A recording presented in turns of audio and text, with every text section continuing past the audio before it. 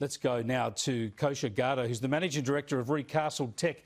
Joins us from Melbourne. Thanks for joining us again, Kosha. Just tell us where you think this Facebook standoff is going to end up. Hi, Chris. Good to be with you again. So, look, I have to say that this is not unexpected. We are in the midst of the growth curve of an oligopoly, and that's the stage of sort of dominant market power. This is certainly one of the 2 or 3 moves that they or Google would have in their arsenal. And there actually is a little bit of precedent for this. In this case with Google, that actually exited the news aggregation business in Spain in 2014. And some of the smaller news sites in that market definitely took a hit, the ones that are very, very reliant on these platforms for traffic. But the large ones, their largest circulating newspaper and others, were able to rebound. And one could argue are actually healthier now because they're able to generate their own traffic and they've come away from their reliance on these platforms.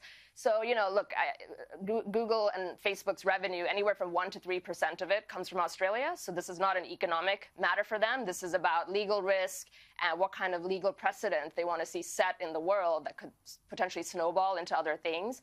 The implications are going to be, again, for smaller news sites that rely too heavily on traffic for these platforms, difficult times ahead. But I think for the big brand name news sites, they'll be able to recover, and a competitor will probably fill that void, whether it's Google or whether it's Bing or Twitter or other aggregation sites, and or the companies will probably reinvest into a pre-big tech time of generating traffic and pushing eyeballs to their sites. Well, Google threatened to withdraw its search engine from Australia in the lead up to this legislation while these negotiations were underway. That was obviously a bargaining ploy, a part of its public advocacy, because it didn't do that. Instead, it struck commercial deals with major media operators and some small ones.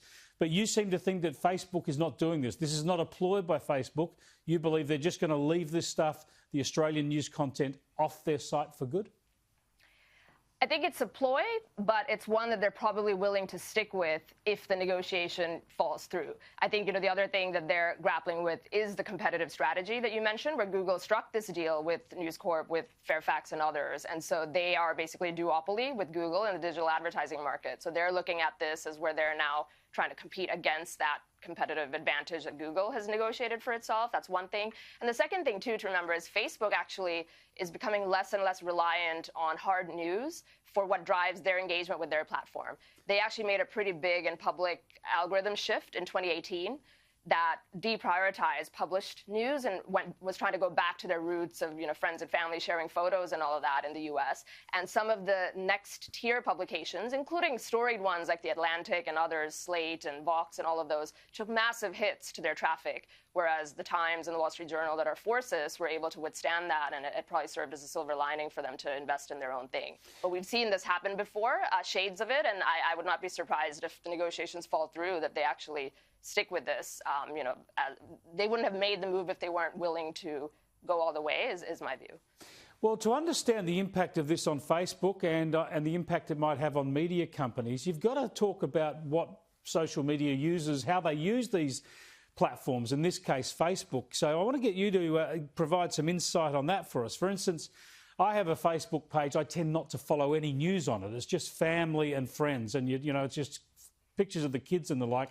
I keep politics and news away from it. I'll go onto the Sky News Facebook page to look at our clips and see what our viewers are saying. You sort of keep them separately. Tell us what the common user of Facebook does I suppose, log on to in their feed, curate in their feed. Do they have a lot of news sites, and will this interrupt people? Will this stop people getting the news that they like? Yeah, that's a great question. So they, especially after this 2018 algorithm shift that I'm mentioning, news is actually a very small portion of the total engagement that shows up for most users. The only exception in news is U.S. presidential politics. For some reason, that category, or we can guess the reasons, that category gets a lot of sharing and engagement within Facebook. But other than that, the biggest articles, whether from friends and family or from publishers that get engagement on Facebook, is lifestyle, entertainment, that type of content. So I think that definitely went into their calculus, that exiting a small market like Australia that's 1% to 3% of their revenue, and then within that news is really a drop in the bucket from their perspective. But conversely, for the news sites, if you host on there, like Sky News Australia or others, it is a big driver of traffic for this side of the equation. And so that's where I think a lot of the uproar is coming from. And that's sort of my point, that maybe the silver lining is that all news companies are a little bit less reliant to these aggregators, which is where we are in the digital economy that seems to have been rewarding content aggregation rather than content creation, at least for the last decade.